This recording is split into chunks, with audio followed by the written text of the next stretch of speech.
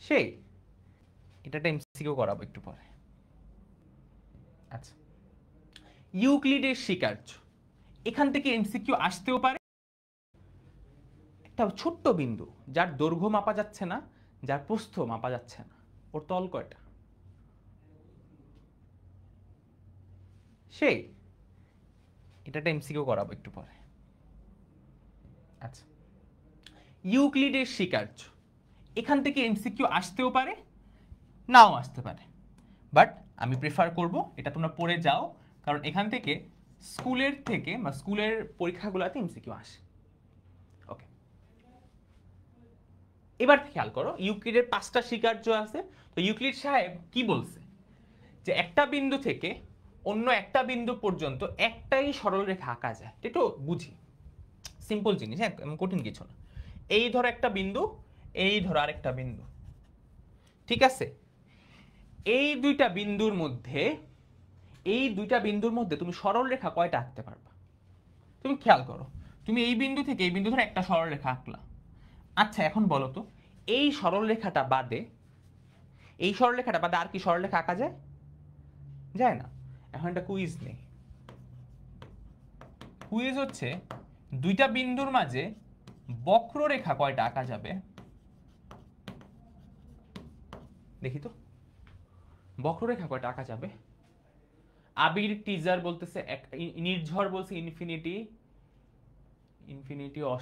অসীম, মাফরুজা আক্তার, ফারহান, মারুফ, আনিকা, তোয়া, আরে এত স্পিডে কমেন্ট করে, জায়মা, স্নিগ্ধ, শোভন, অসফিম, উম্মে, ঐশী, নুজহাত, ফাতেমা, সাহারা, মেহজাবিন, নওশিন, মেঘলা, মুনা, কিংসুক। সাবাস। বক্ররেখা তুমি চাইলে কোটি কোটি আঁকতে পারবা। কয়টা? একটা দুইটা না, কোটি কোটি বক্ররেখা আঁকতে পারবা। তুমি চাইলে দুরন্ত ঘূর্ণির এই লেগেছে পাক, এরকম করে দূরে দুনিয়াটা ঘুরে আসলা, এটাও একটা বক্ররেখা, তাই না? সারা দুনিয়া ঘুরেও আসতে পারবা, সমস্যা নেই, এটা তো বক্ররেখা, তাই না? তাও পারবো, সমস্যা নেই। তার মানে বক্ররেখার কোনো লিমিটেশন নাই, সরল রেখার লিমিটেশন আছে, তাই না? তাহলে মানে ইউক্লিড সাহেবের স্বীকার্য নাম্বার 1টা আমরা ঠিকঠাক মতো আছে বলতে পারলাম। সেকেন্ডটা, খণ্ডিত রেখাকে যথেচ্ছভাবে বাড়ানো যায়। খণ্ডিত রেখাটা কি? কমেন্ট করে বলো, খণ্ডিত রেখা কি যেটাকে যথেচ্ছভাবে বাড়ানো যায়? খণ্ডিত রেখা মানে একটা রেখাকে যে কোনো একটা পাশ দিয়ে কাটছো, নামটা বলো। আরে মুনতাহা, এই তো আরিয়ান সবার আগে পারছে, সাব্বাস। মনি, ভাগ বলতেছো কেন? রশ্মি, তাসনিয়া, সাবাস। ঐশী, মুক্তি, তারপর কারা এটা?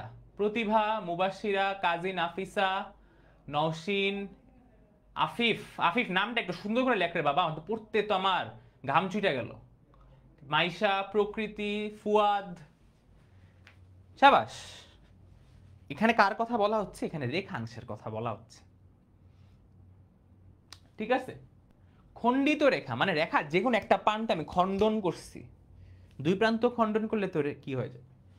একটা খণ্ডিত রেখা, তার মানে একটা পাশ বাড়ানো যাচ্ছে, তার মানে এটা কি হয়ে গেছে? এটা হয়ে গেছে এখন একটা রশ্মি, এটা হয়ে গেছে একটা রশনি না, এই একটা গান আছে, রশনি চাঁদ সুরজ, কি একটা গান আছে, সবাই রশনি লিখতে, রশ্মি, ROSSHI, রশনির কথা বলা হচ্ছে না। হ্যাঁ রে পোলাপান, সব চালাক হয়ে গেছে। থার্ডটা দেখো, যে কোনো কেন্দ্র এবং যে কোনো ব্যাসার্ধ নিয়ে বৃত্ত আঁকা যায়, স্বাভাবিক। তুমি যে কোনো জায়গায় একটা সেন্টার নিয়ে একটা সার্কেল আঁকতে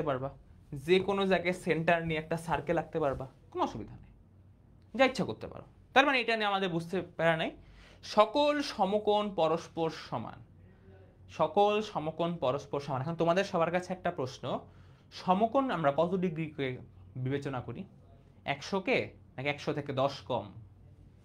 90, তাই না? 90, 10 কিন্তু বাদ। তাহলে সকল সমকোণ পরস্পর সমান, তার মানে কি আমার কাছে 90 ডিগ্রি যা, তোমার কাছেও 90 ডিগ্রি তা, তোমার বাপের কাছেও 90 ডিগ্রি তা, আমার বাপের কাছেও 90 ডিগ্রি তা, পৃথিবীর ডোনাল্ড ট্রাম্পের কাছেও 90 ডিগ্রি যা, ইন্ডিয়ায় আমাদের যে আপা বসে আছে আপার কাছেও 90 ডিগ্রি তা, সবার কাছে 90 ডিগ্রি তা, সবার কাছে 90 ডিগ্রি তা। ঠিক আছে, তার মানে সকল সমকোণ পরস্পর, সমকোণের ভ্যালুটা ফিক্সড। তারপর স্বীকার্য নাম্বার 5, স্বীকার্য নাম্বার 5 আমার বন্ধুরা আমাকে খুব মিস করছে।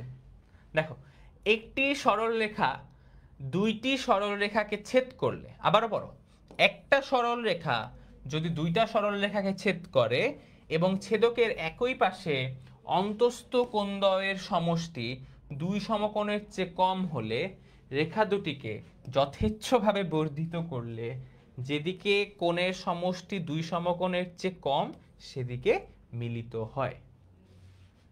ভাই কি লেখছে এগুলা? ভাই কিছু কি বুঝছো? কিছু কি বুঝছো? কিছু তো বুঝি না, আমিও বুঝি নাই।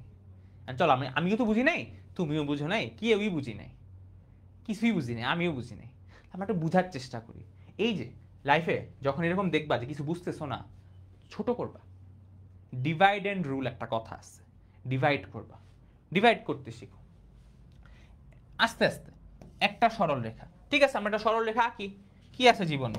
আঁকলাম একটা সরল রেখা, এই যে ধর একটা সরল রেখা। একটা সরল রেখা দুইটি সরল রেখাকে ছেদ করলে, তাহলে একটা সরল রেখা কি করবে? দুইটা সরল রেখাকে সে ছেদ করবে। ঠিক আছে, দুইটা সরল রেখাকে ছেদ করবে। তাহলে আমরা একটু অন্যভাবে আঁকি। ধরো এরকম আছে একটা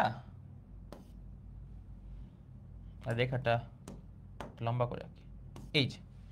এই যে আমাদের হলুদ একটা সরল রেখা, এই যে একটা সরল রেখা, সে দুইটা সরল রেখাকে ছেদ করছে। এই যে সে এই দুইটা সরল রেখাকে এই বিন্দুতে আর এই বিন্দুতে ছেদ করছে। ভালো কথা, খুবই ভালো কথা, ছেদ করছে। ছেদ করলে ছেদকের একই পাশের, এই যেগুলো তো ছেদক, যেখানে ছেদ করছে সেটা কি ছেদ বিন্দু, আর যে ছেদ করছে ছেদকটাকে, ছেদক হচ্ছে যে ছেদ করেছে, ঠিক আছে, ছেদকের একই পাশে, মানে এটা তো ছেদক, এর একটা পাশ না, ধরলাম আমরা ছেদকের ডান পাশটা নিলাম, একই পাশের মধ্যে আমরা নিলাম ডান পাশটা। একই পাশের অন্তস্থ কোণদ্বয়ের সমষ্টি দুই সমকোণের চেয়ে কম হলে, তাহলে এই ছেদকের যে কোনো এক পাশের অন্তস্থ কোণের সমষ্টি যদি দুই সমকোণের চেয়ে কম হয়। আচ্ছা আমাকে বলো তো অন্তস্থ কোণ কোন দিকে হবে?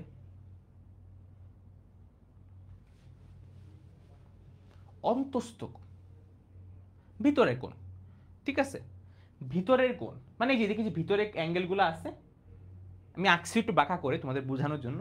তো ভিতরের কোণগুলা, অন্তস্থ কোণগুলা, আমরা যে ভিতরের কোণগুলা আছে,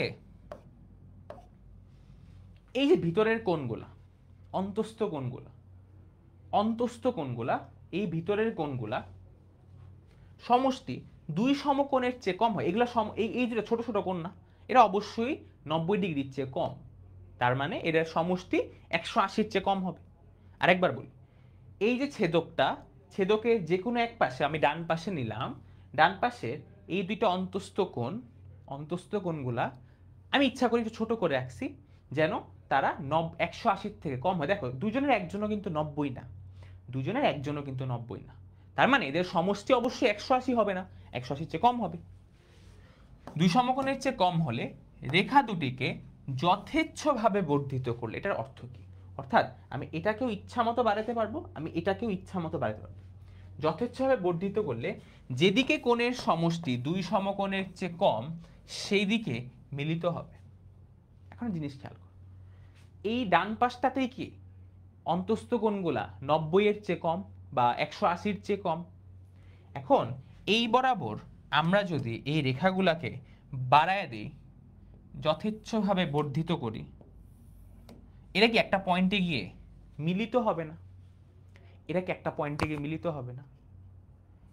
এটাই বুঝাইছে যে দুইটা সরল রেখাকে থার্ড একটা সরল রেখা ছেদ করে। এখন পুরোটা আমি একভাবে বলে সোজাভাবে শুনো, জাস্ট বুঝো। দুইটা সরল রেখাকে যদি একটা সরল রেখা ছেদ করে, যাকে আমরা ছেদক বলি, এই ছেদকের যে কোনো এক পাশে যে কোনো দুইটা অন্তস্থ কোণের সমষ্টি, যে কোনো দুইটা অন্তস্থ মানে ভিতরের অ্যাঙ্গেলগুলা, ভিতরের অ্যাঙ্গেলের সমষ্টি যদি 180-র চেয়ে কম হয় তাহলে এদেরকে যদি তুমি এক্সটেন্ড করো, বাড়ায় দাও, এরা কোনো একটা পয়েন্টে গিয়ে মিলিত হবে। এটাই এটাই সোজা না? এটা একটু পড়াটা একটু হিবিজিবি হিবিজিবি হিবিজিবি হিবিজিবি, বাট এখন জিনিসটা বোঝা গেল না? সিম্পল। মানে মেইন কথা হচ্ছে ছেদকের যেই পাশে অ্যাঙ্গেলগুলো ছোট ওই রেখা ওই পাশ থেকে বাড়ালে এটা কোনো একটা জায়গায় গিয়ে মিলবে, কোন একটা জায়গায় গিয়ে মিলবে। এখান থেকে এমসিকিউ কি আসতে পারে?